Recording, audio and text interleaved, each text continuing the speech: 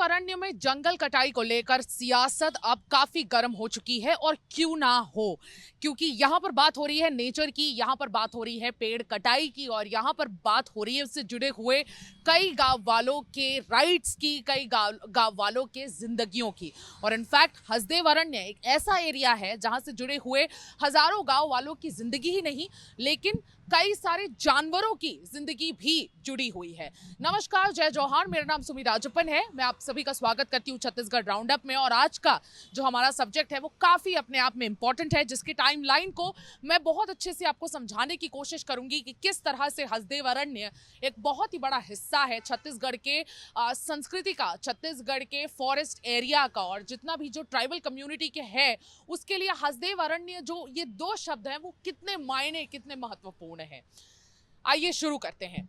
हसदेव अरण्य एक बहुत important area है। 1500 किलोमीटर का ये लंबा एरिया है जो सेंट्रल इंडिया में पड़ता है, यानी कि मध्य भारत का 1500 किलोमीटर लंबा एक एरिया हसदेव अरण्य का है। घने जंगलों से घिरा हुआ है, बहुत सारे वहाँ पर घने जंगलों के पैचेस है और इतना घना जंगल है कि वहाँ की जो बायोडाइवर्सिटी है, वहाँ का जो जल जीवन है वो भी अपने आप में काफी अलग है। ये पड़ता है सरगुजा डिवीजन में, जहाँ के विष्णु देवसाय हमारे सीएम भी लगते हैं।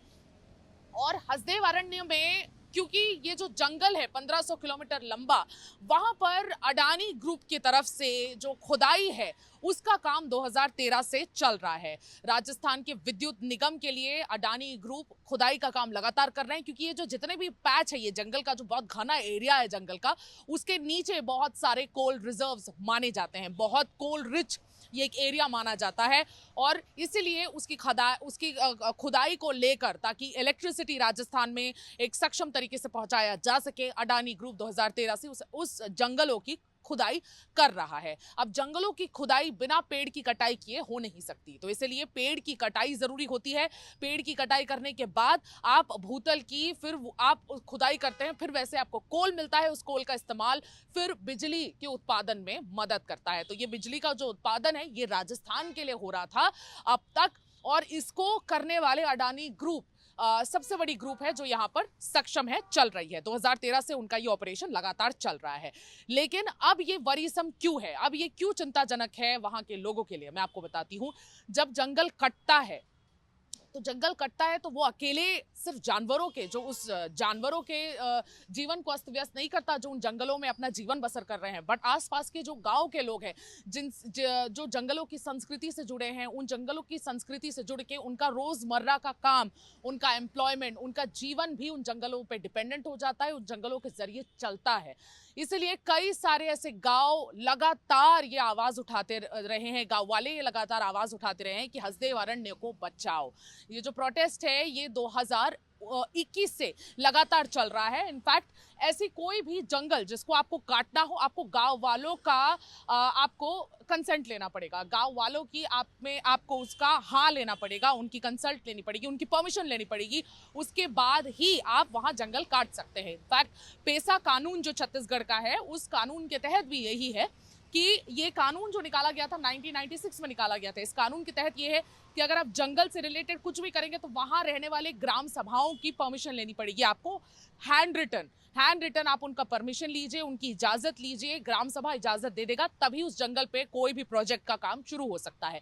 लेकिन कांग्रेस की गवर्नमेंट आती है और कांग्रेस की गवर्नमेंट ने 2022 में इसमें बड़े चेंजेस कर देती है, और पेसा कानून चेंज होने के बाद जो परमिशन का जो शब्द है उसे बदलकर कंसल्टेशन कर दिया जाता है। मतलब उनकी जानकारी में चीजें होनी चाहिए, उनकी इजाजत की जरूरत नहीं है, जानकारी में उनके रहे तो भी काफी है। मतलब ग्राम सभा की जानकारी में हो, कलेक्टर इजाजत देंगे और पेड़ कटाई हो जाएगी। तो उससे नाराज होकर कई सारे 30% के आसपास जो यहाँ की आदिवासी जनता है उन्होंने भारतीय जनता पार्टी को वोट किया। भारतीय जनता पार्टी ने भी 30% पॉपुलेशन होने के तहत विष्णुदेव साय, पूरे छत्तीसगढ़ स्टेट के पहले ट्राइबल चीफ मिनिस्टर, आदिवासी चीफ मिनिस्टर विष्णुदेव साय को स्टेट की कमान हाथ में सौंप दी। अब सबसे बड़ा चैलेंज विष्णुदेव साय के लिए यही है कि वो खुद आदिवासी नेता है, वो खुद आदिवासी समुदाय से आते हैं, किस तरह से इस पूरे इशू को हैंडल करेंगे ये देखना बहुत खास होगा। लेकिन मैं आपको बता देती हूँ कि लगातार वहां के पेड़ जो हैं पिछले दिसंबर यानी कि दिसंबर 22 तारीख से 2023 के दिसंबर 22 से लगातार पेड़ों की कटाई फिर से शुरू कर दी गई है। और वो पेड़ों की कटाई शुरू हो जाने से लगातार 2021 से जो वहां के गांव वाले प्रोटेस्ट करते जा रहे हैं। इनफैक्ट 2021 में ये प्रोटेस्ट इतना ज्यादा बढ़ गया था कि वहां के जो गांव वाले हैं सरगुजा से, अंबिकापुर से होते हुए 300 किलोमीटर चलकर रायपुर पहुंचे थे भूपेश बघेल से मिलने। और भूपेश बघेल और उस समय की गवर्नर अनुसुईया से मिलकर गांव वालों ने एक लेटर भी दिया था कि हसदेव की कटाई को रोका जाए, क्योंकि इससे हमारा जीवन अस्त व्यस्त हो जाता है, जानवरों का जीवन अस्त व्यस्त हो जाता है। जानवरों का जीवन इस तरह से अस्त व्यस्त होता है कि जंगल में वो जहां रहते हैं वो जंगल की कटाई हो जाती है तो उनके रहने की जगह कम हो जाती है। उनके रहने की जगह कम होने की वजह से फिर वो शहरों में घुसने लग जाते हैं, उन सारे जगहों पे घुसने लग जाते हैं जहां पे उन्हें नहीं घुसना चाहिए। और इसलिए आप देखेंगे कि पूरे भारत में ऐसे कई सारे एग्जाम्पल्स हैं जहां पे जानवर शहरों के अंदर घुस जाते हैं। क्यों? क्योंकि आप उन्हीं का घर छीन रहे हैं, आप उन्हीं के घर को काट रहे हैं, तो फिर वो शहरों में घुसकर वहां की जनता को परेशान करते हैं क्योंकि वो अपना घर ढूंढ रहे होते हैं। तो कहीं ना कहीं जंगल से जीवन बहुत ज्यादा लोगों का, जीव जंतुओं का इंपैक्ट होता है और इसलिए हसदेव अरण्य के कटाई को रोकना चाहिए। अब ये वापस जो जंगल की कटाई शुरू हो गई है, ये परसा ईस्ट और कांता बसन, इसको शॉर्ट में PEKB भी बोला जाता है। PEKB फेस 1 की जो कटाई है वो पहले ही हो चुकी है। फेस 1 की जो कोल माइन का काम है वो शुरू हो चुका है, उसका खुदाई पहले ही हो चुका है। लेकिन अब ये फेस 2 को, इस ऑपरेशन को बढ़ाया जा रहा है। परसा ईस्ट और कांता बसन के ऑपरेशन को, माइंस को बढ़ाया जा रहा है। इसका फेस 2 की शुरुआत की जा रही है। अब फेस 2 की शुरुआत करने के लिए नए जंगलों को काटा जा रहा है। कांग्रेस के कार्यकाल में कांग्रेस छत्तीसगढ़ की असेंबली ने इस पे रोक लगा दी थी। सुप्रीम कोर्ट में मामला गया था और कहीं ना कहीं रोक लग गई थी कि बिल्कुल परसा ईस्ट के एक्सटेंशन के लिए अब कटाई नहीं होनी चाहिए। रोक तो लग गई थी, लेकिन उसके बावजूद कांग्रेस के कार्यकाल में 50 हेक्टेयर जमीन की कटाई, जंगलों की कटाई चलती रही। फिर 2022 की बात करें तो 95 हेक्टेयर्स के आसपास के जो जंगल है उसमें कटाई शुरू हुई और वो पूरा पैच भी साफ कर दिया गया। एक अहम मुद्दा ये है कि किस तरह से आप नेचर को अगर छीनेंगे तो उसकी जगह आप क्या देंगे लोगों को, क्योंकि नेचर का कोई रिप्लेसमेंट नहीं है। अब हसदेव अरण्य का जो ये मैटर है अब फिर से ये काफी बड़ा होता चला जा रहा है। इनफैक्ट रोज ये प्रोटेस्ट जो लगातार 2021 से चल रहा है ये बड़ा होते जा रहा है। रोज वहां के गांव वाले अरेस्ट होते हैं, जब वो एडमिनिस्ट्रेशन के पास जाते हैं, अपनी बात उठाते हैं, उन्हें अरेस्ट कर लिया जाता है। वो घर पे भी जब शांतिपूर्वक रहते हैं तो भी उन्हें अरेस्ट कर लिया जाता है जबरन। और बहुत सारे ऐसे केसेस भी देखे गए हैं। आलोक शुक्ला जो ट्राइबल एक्टिविस्ट है, बहुत बड़े ट्राइबल एक्टिविस्ट है और हसदेव अरण्य के बहुत बड़े उसकी जंगल कटाई के खिलाफ उन्होंने अपनी लड़ाई लड़ी है। उन्होंने क्या कहा ये आपको सुनवाते हैं, लेकिन मैं आपको बता दूं कि बहुत बड़े प्रोटेस्ट की तैयारी भी चल रही है। सर्व आदिवासी समाज जनवरी 15 से 16 को हो सकता है पूरे अंबिकापुर में और पूरे छत्तीसगढ़ में एक ह्यूमन चेन बनाकर हसदेव अरण्य की कटाई के खिलाफ बहुत बड़ा प्रोटेस्ट करे, ताकि भारतीय जनता पार्टी इस पर जल्द से जल्द एक्शन ले, स्पेशली विष्णुदेव साय। आइए सुनते हैं आलोक शुक्ला ने क्या कहा। देखिए, हसदेव अरण्य को बचाने के लिए पिछले 1 दशक से आंदोलन जारी है। लेकिन दुखद रूप से यह कहना पड़ेगा कि आदिवासियों के संवैधानिक अधिकारों को दरकिनार करके पर्यावरण की चिंताओं से परे जाकर हसदेव का विनाश किया जा रहा है। स्वयं भारतीय वन्यजीव संस्थान ने कहा है कि हसदेव में खनन नहीं होना चाहिए और संपूर्ण इलाका नोगो घोषित होना चाहिए। यहाँ तक कि छत्तीसगढ़ विधानसभा ने भी संकल्प किया था कि पूरे इलाके को नोगो बनाना चाहिए, कोई माइनिंग ना हो। लेकिन उसके बावजूद भी हसदेव के जंगलों का विनाश जारी है। इसको लेके पूरे छत्तीसगढ़ में आक्रोश है। जगह जगह प्रदर्शन हो रहे हैं, हर शहरों में प्रदर्शन हो रहे हैं और राष्ट्रीय स्तर पे भी कहीं ना कहीं लोगों के अंदर नाराजगी है और इसको लेके एक व्यापक समर्थन हसदेव के आंदोलन को मिल रहा है।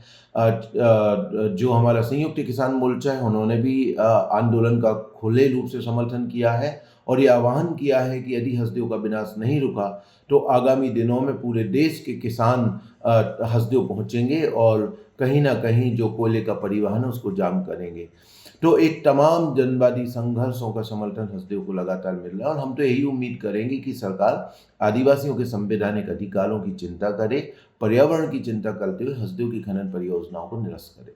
जिस तरह से आपने सुना, आलोक शुक्ला ने ये चीज कह दी है कि अब विष्णुदेव साय पे रियल प्रेशर है, क्योंकि वो खुद आदिवासी समाज के हैं और आदिवासी समाज को अगर खुश रखना है तो उनके राइट्स को आपको ध्यान में रखना पड़ेगा। फॉरेस्ट राइट्स एक्ट 2006 के तहत, जैसे कि मैंने कहा, ग्राम सभा को आपको कॉन्फिडेंस में लेने के बाद ही आप उनके जमीन को छू सकते हैं। अगर वो हाँ बोले उसके बाद ही आप छू सकते हैं।